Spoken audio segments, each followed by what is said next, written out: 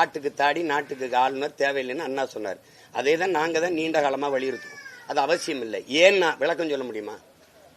நான் சொல்றேன், மக்களால் தேர்வு செய்யப்பட்ட ஒரு நாட்டின் முதலமைச்சருக்கு இல்லாத அதிகாரம் மக்களால் தேர்வு செய்யப்படாத ஒரு நியமன உறுப்பினருக்கு இருக்குதுன்னா இது என்ன ஜனநாயகம்? இந்த கேள்வி இருக்கா உங்ககிட்ட? சும்மா ஆளுநர் வேணாம், ஏன் வேணாம்?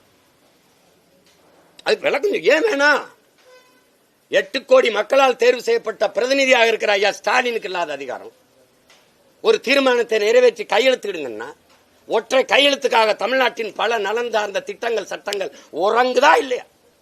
அப்புறம் இத்தனை கோடி மக்கள் எது ஜனநாயகம்? மக்களாட்சி எங்க?